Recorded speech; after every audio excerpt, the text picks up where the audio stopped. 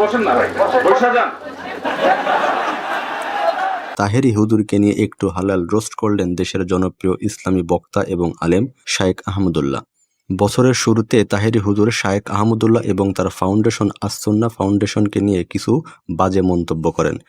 আমি 48 ঘন্টা সময় দিলাম, তার বক্তব্যকে উদ্ধৃত করতে হবে, তওবা করতে যা তার সাধারণ ভক্ত এবং অনুরাগীদের একদমই পছন্দ হয়নি। সেটা নিয়ে তাহেরি হুজুরের বিরুদ্ধে সামাজিক যোগাযোগ মাধ্যম ফেসবুক এবং বিভিন্ন সোশ্যাল মিডিয়াতে অনেক জোরালো আলোচনা এবং সমালোচনা হয়।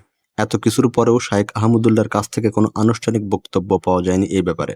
গতকাল একটি ত্রাণ প্রদান সভায় তাহেরি হুজুরের ভাইরাল ডায়লগ বসেন বসেন বইসা যান, এটা সবার উদ্দেশ্যে শায়েখ আহমদুল্লাহ বললে সেখানে সবাই হাস্যরসে মিশে ওঠে। বসেন না ভাই, বসে যান। শায়েখ আহমদুল্লাহ নিজেও এই ব্যাপারটা নিয়ে একটু মত নেন। আমি কোনো ভুল উচ্চারণ করছি না, আমি কি ভুল কিছু বলেছি? দর্শক, এ ব্যাপারে আপনার কি মতামত তা জানান কমেন্ট বক্সে।